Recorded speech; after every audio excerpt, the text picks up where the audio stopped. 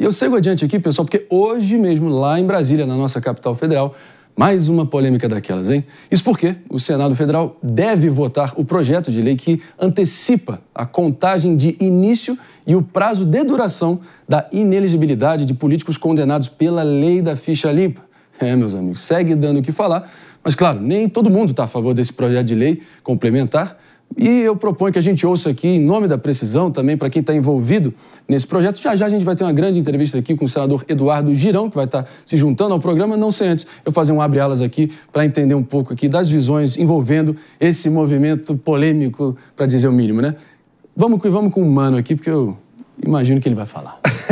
Marinho, eu acho esse projeto mais um escárnio, mais um tapa na cara do cidadão brasileiro, onde os nossos congressistas estão muito mais preocupados com os próprios interesses do que com o interesse público. Henrique Kriegner, abre alas aqui.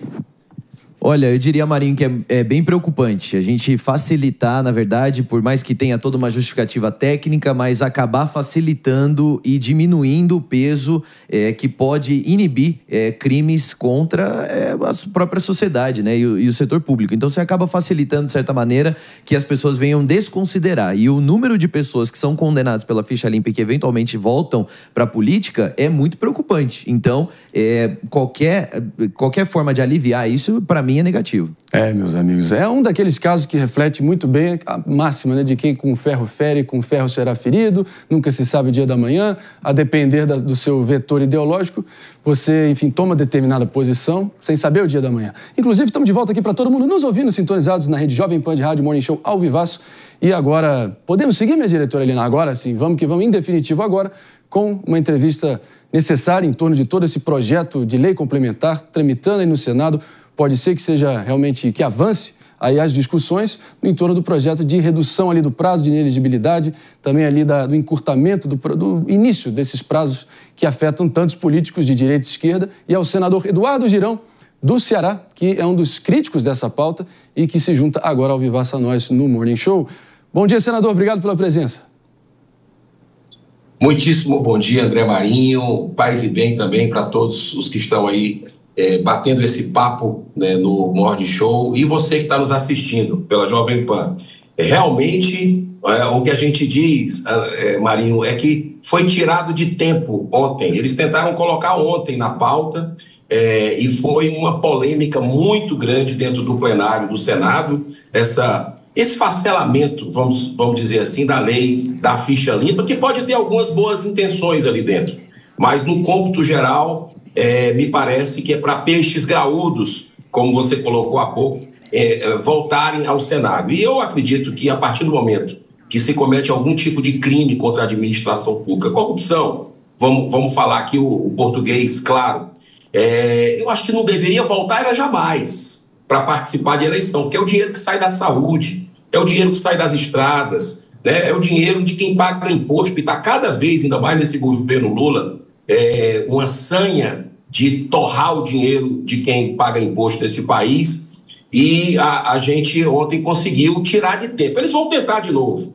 até porque a reforma do Código Eleitoral é um dos pontos que vai ser discutido nesse semestre aqui no Senado Federal, está lá dentro da reforma desse código, muito polêmico, que quer aumentar, inclusive, o mandato de senador, que já é grande demais, 8 anos é tempo demais, querem aumentar. Então, para você ter uma ideia de como a gente está vivendo aqui, eu acho que foi uma vitória ontem, né? Nós tentamos adiar um requerimento meu, outro do colega Alessandro Vieira foi também para retornar para a Comissão de Constituição e Justiça, CCJ, e na hora que a gente colocou em votação o requerimento antes do mérito, eles viram que não tinha 41 votos. Eles estavam certos de que tinha 41 votos, mas houve ali dissidências e nós conseguimos essa vitória parcial da sociedade brasileira, que se mobilizou pelas redes sociais de forma ordeira, pacífica, como tem que ser, junto aos senadores. E eu acredito que a gente ganhou um tempo para, como o Morning Show está fazendo e cumprindo o seu papel na democracia, ou no resto de democracia que nós temos no Brasil,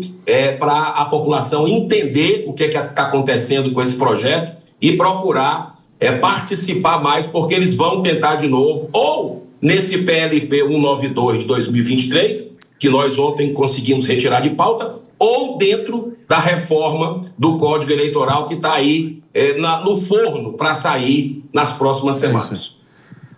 Senador Girão, a gente vai agora com a Jess Peixoto com a próxima pergunta. Senador, um prazer estar aqui com você nessa manhã. Senador, eu tenho duas perguntas. A primeira delas é, esse PLP 192, ele é de autoria de Dani Cunha, do União Brasil, e filha de Eduardo Cunha, que foi presidente da Câmara e está inelegível até 2027, se eu não me engano. E que até tentou ser candidato, não ganhou nas últimas eleições à Câmara dos Deputados. Como que o senhor vê essa questão em relação à autoria do projeto? Se você acha que existe aqui uma possível confusão do papel de filha e do papel de advogar por uma causa que talvez seja maior do que a situação familiar e todo o caso ali do Eduardo Cunha, que foi um caso que repercutiu bastante no Brasil. E segundo, quais são os pontos que o senhor considera mais danosos dentro do PLP 192? Quais são realmente os malefícios que ele traz, para além de, talvez, na cabeça do nosso telespectador, ele não saiba qual que é a nuance mesmo, o que está acontecendo em específico que torna mais fácil para políticos que lá atrás possam ter sido condenados por corrupção voltarem ao exercício da atividade política. Muito obrigada. Jess Peixoto, quem agradece sou eu, uma honra estar participando com você desse debate. E quero dizer o seguinte, que a gente começa a observar os sinais. Eu sou muito de observar. Já vem pelas mãos da filha do Eduardo Cunha. Será que tem interesse, né, advogar em causa própria? Né? Existe um conflito aí. Seria leviano da minha parte dizer que sim, mas que é estranho, né? E eu vejo nesse projeto algo muito preocupante. Por exemplo, quando coloca a questão do comportamento grave, né? Deixar na mão da subjetividade do juiz, comportamento grave. Esse comportamento grave pode ser, para mim, alguma coisa que critico a juristocracia que existe no Brasil, escancarada hoje. Então, o comportamento grave pode seguir e alguma coisa, para mim, um exemplo, né? Não tenho nenhum processo, nada, mas pode ser um comportamento grave se eu tiver. E para outro peixe graúdo, né, que está lá nos jantares com os poderosos de plantão, pode não ser comportamento grave. Né? Então, assim, essa dubiedade vai beneficiar alguém. É o povo brasileiro? É a sociedade, Jess Peixoto, e você que está nos assistindo no Morning Show, que foi uma iniciativa dela, a lei da ficha limpa. Você lembra a mobilização que houve no país, inclusive nas ruas, né? Participação de milhões de brasileiros. E o Senado ontem ia votar, foi por pouco, foi no apagar das luzes que a gente conseguiu tirar, ia votar sem fazer uma audiência pública, sem ouvir a sociedade, sem ouvir os órgãos de transparência, né? Então, esse é um ponto muito preocupante. A outra coisa que eu digo para você quando você pega a questão, por exemplo, do acúmulo, né? E tem um pessoal, os garantistas vão lá colocar, não, mas realmente vai ficar como o Sérgio Cabral, 400 anos de condenação, 400 anos, vai ter que ter 3 reencarnações aí, 4, para quem acredita em reencarnação, e eu acredito, né, para que possa poder participar novamente do processo eleitoral. Veja bem, é aquela velha história, errou por crime contra a administração pública, tem que ficar, não pode voltar mesmo, entendeu? Então, assim, nessa vida, vamos dizer assim, eu percebo que a gente tem que fazer a legislação, e é assim que tem que ser feito, da regra para a exceção, e não da exceção para a regra. Então, o que a gente está vendo aqui nesse projeto, realmente é uma manobra para trazer peixes graúdos aí conhecidos do brasileiro para, de novo, o processo eleitoral. Isso não é correto. Senador Girão, eu sempre prezo aqui, a nossa bancada também, a sempre ter honestidade intelectual e o mínimo de clareza moral em relação ao que está acontecendo. A sensação que fica de um PL como esse é de que para o cidadão comum valem os rigores, enquanto para a classe política valem os favores. Certamente não é a ação que vai ajudar a recuperar a imagem do parlamento junto à sociedade brasileira. Eu acho que o teu posicionamento, mesmo que indo de encontro a vários aliados seus no seu campo político, chega a ser corajoso e merece ser exaltado aqui. Falo por mim. Mas vamos ouvir aqui o nosso Felipe Monteiro, nosso PP, com a próxima pergunta, senador. Senador, bom dia. Eu tenho uma posição um pouco diferente de você, me permita discordar. Eu falo por quê, né? Eu acho que a lei de ficha limpa tem alguns pontos muito ambíguos e muito ruins.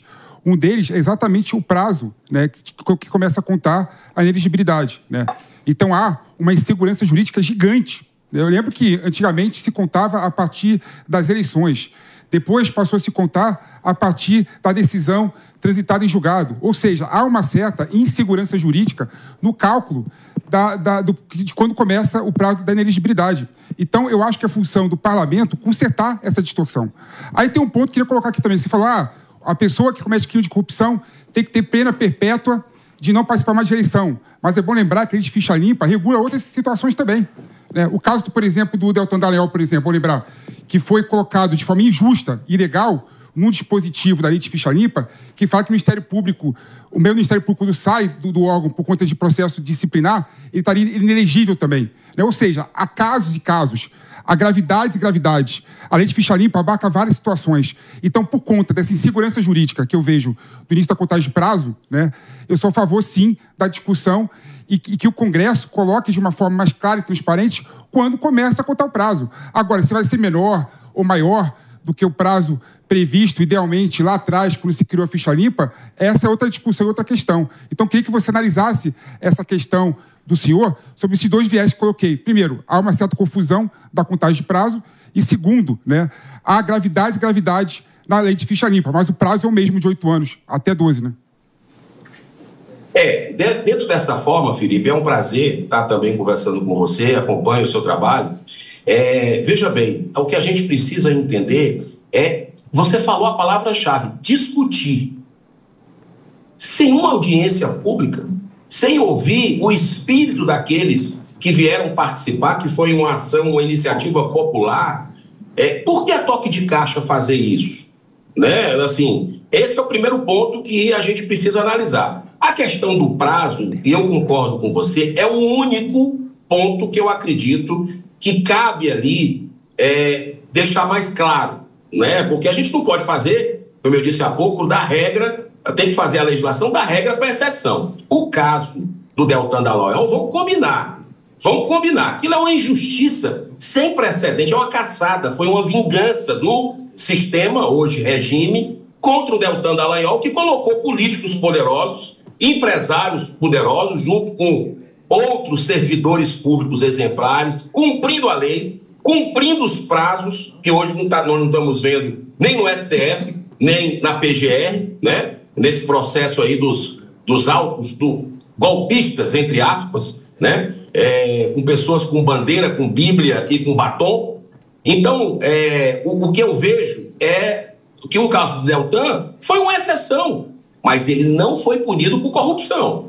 Não teve desvio de dinheiro público. É como você falou, naquele filme Minority Report, que mostra ali um crime de um ato disciplinar que ele iria fazer na cabeça de alguns ministros. Aí ficou feio demais. Em 6 segundos foi a votação para a cassação do Deltan. Então, o que eu acredito nesse ponto de quando começa a contar o prazo é a partir do colegiado,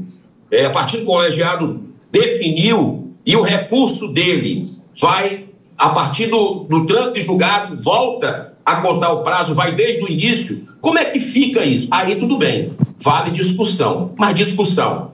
E não para um casuísmo, porque nós estamos à véspera da eleição, beneficiar sabe lá quem, Mas a gente tem que estar aqui para defender o interesse da sociedade. E ontem nós vimos PT e PL juntos, com relação a esse posicionamento. Eu até estranhei, mas acredito que a maioria pensou melhor e a gente conseguiu evitar os 41 votos ali que eles achavam que tinham para aprovar ontem esse projeto e correr para a sanção. Então, eu acredito que o papel que nós estamos fazendo agora, de debate, e que nós precisamos fazer no Senado Federal, ouvindo a sociedade, eu acho que vai ser fundamental para a gente, se tiver que aprimorar essa lei, deixar clara, mas não perder a firmeza dela com relação ao enfrentamento da corrupção. Senador Girão, sou suspeito para falar, mas o Minority Report, filmaço de ficção científica de 2002, com Tom Cruise, do Steven Spielberg, realmente é um filmaço. Você até me deu uma boa ideia de rever esse filme, que já faz um tempasso que eu não vi. Mas, de qualquer maneira, fechando aqui, me lembrou muito essa discussão toda, aquele trecho da música dos Engenheiros do Havaí, né? Que é todos iguais, mas uns mais iguais que outros, né? É brincadeira. Obrigado demais, senador Girão, senador Eduardo Girão, senador cearense. Obrigado demais pela presença aqui no Morning Show. Muito obrigado, André. Muito obrigado também a todos vocês. Uma honra participar, sempre às ordens, diretamente aqui do Senado, para o Morning Show. Paz e bem.